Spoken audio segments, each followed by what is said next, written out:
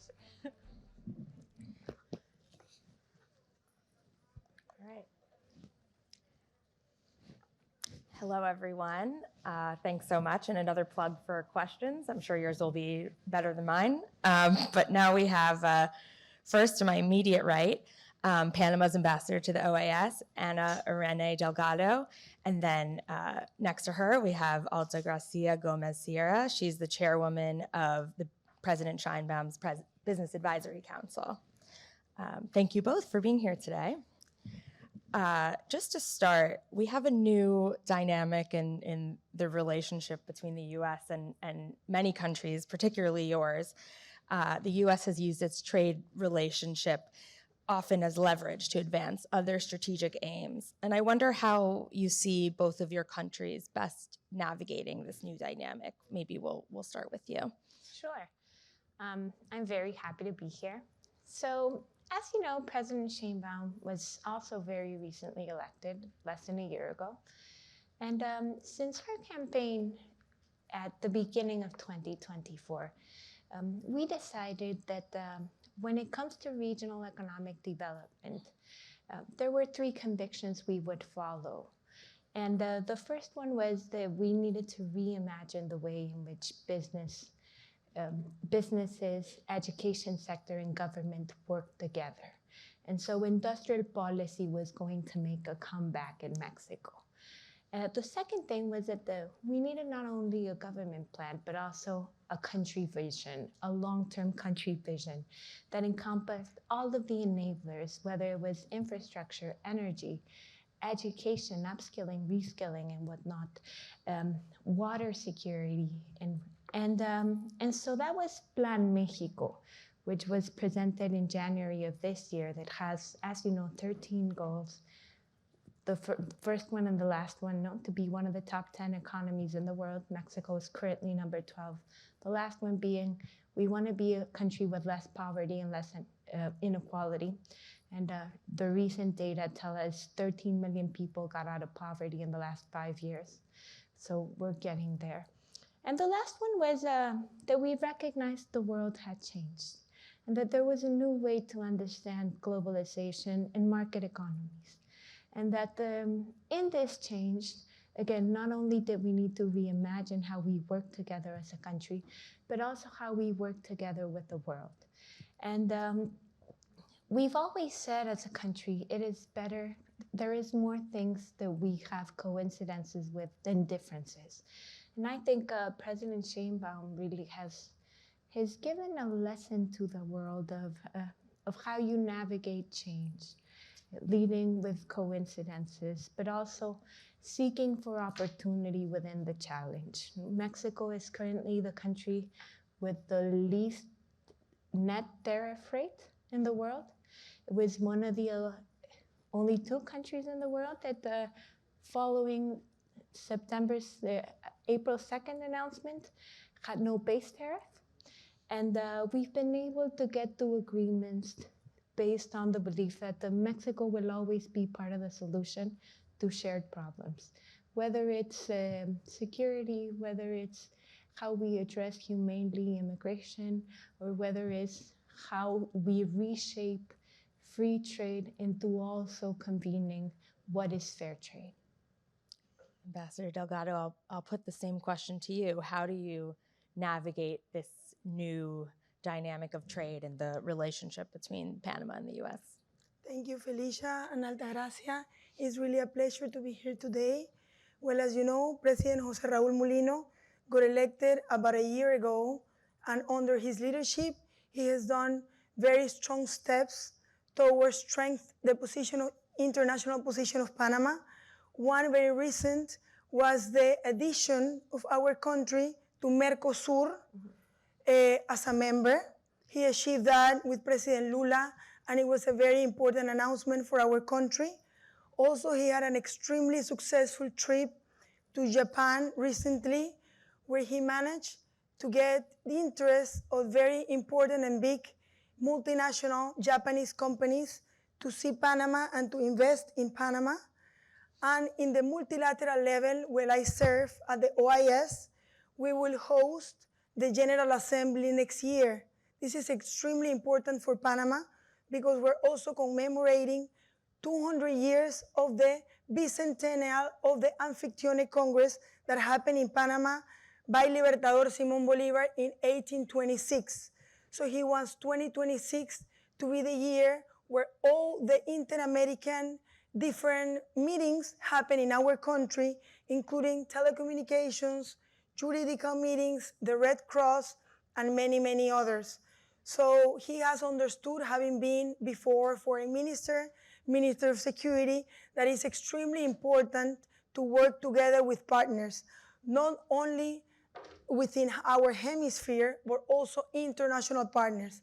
Panama remains a country of service, a country that has a canal that manages more than 5% of the world's commerce goes through the canal, and it has been successfully managed by Panamanians.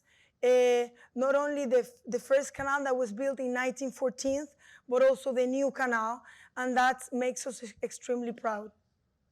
Both of your countries have received early visits from the Trump administration. It's not always the case recently that this is the first stop on the diplomatic tour anymore. How can you, maybe we'll go to you first, Ambassador Delgado, how can your countries, or how can Panama kind of leverage this attention? It also, of course, comes with a lot of pressure. There's been disputes about the canal and who controls it and all of this. How do you take advantage of this attention without kind of drowning in it? Well, first of all, I will make very clear what President Mulino has said continuously, that the relationship between Panama and the United States is a very good one, and we want it to remain that way.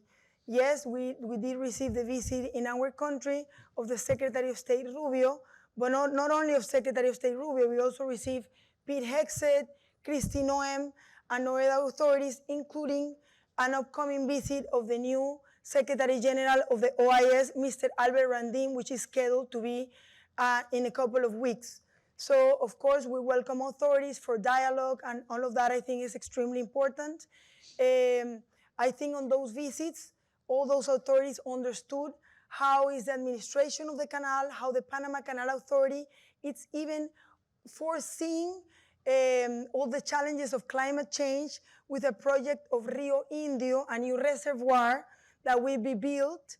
It costs several $1 billion, and also a gas oleoduct that also will be built. So Panama is not only the canal, Panama is a place where we attract multinational companies due to our geographical position. As you all know, we have the hub of the Americas, so we have majority of all the flights from north, south, and the Caribbean stopping in Panama, will give us a huge competitive advantage, not only in terms of logistics, but also in terms of ports and communications. Altagracia, turning to you, I think President Sheinbaum has done a very masterful job navigating this attention and the different dynamics in the relationship. How can Mexico's private sector kind of navigate or kind of deal with these challenges, but also perhaps find a way to benefit from them? So she has done a great job, and not only with visits from the U.S. government. We had Canada last week, and but also with her team going each and every week to different countries and establishing better high-level relationships, and particularly with the United States. We're each other's greatest partner, and we're together with Canada, we're the most prosperous region in the world. And so this is something that we don't take for granted. This is something we should be working, the three of us, working to enhance. And there is where private initiative with businesses take the lead.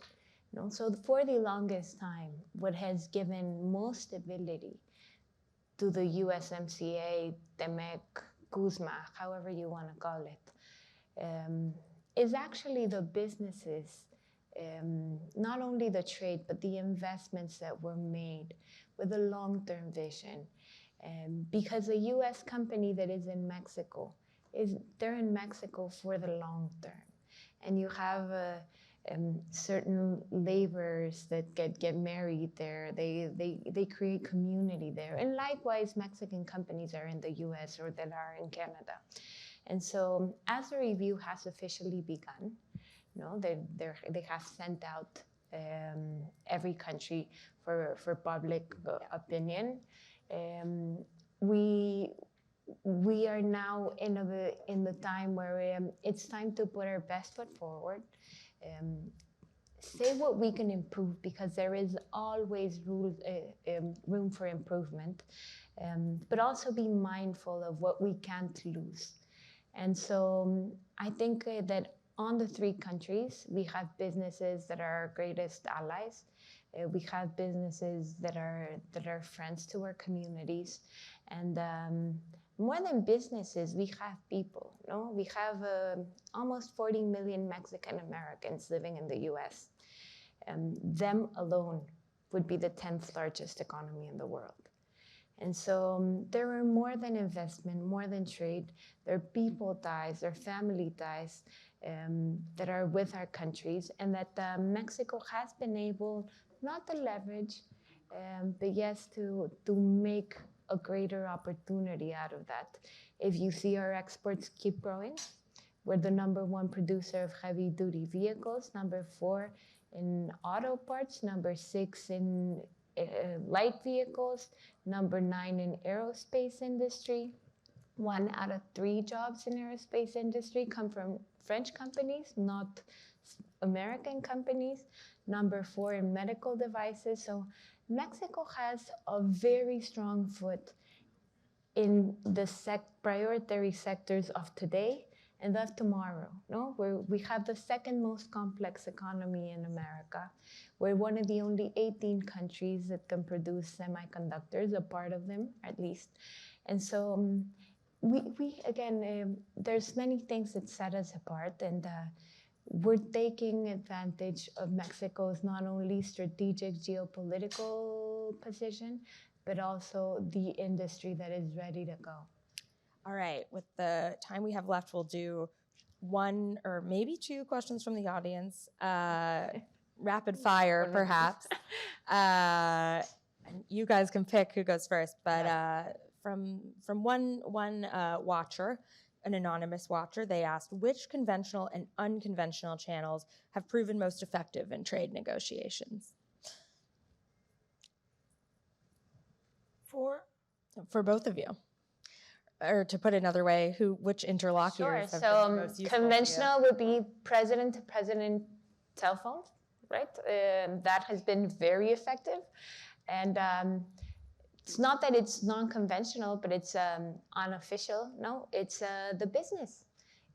When the tariff announcement came in February, we saw, I believe, more in the US than even in Mexico, people saying, no, stop this, rethink this.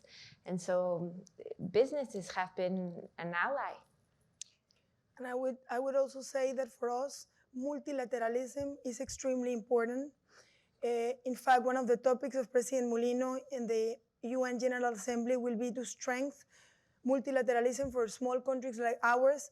That has proven to be a tool extremely effective, not only within our hemisphere, but around the globe. And that's why he has been before a foreign minister, Minister of Security. He has put so much effort on sending delegation, of course, leading himself the last 2, Brazil and Japan, but also having his diplomatic missions very active in these arenas. Well, with that, we will wrap up. Thank you so much to you both, and thanks to you all for being here today. Thank you.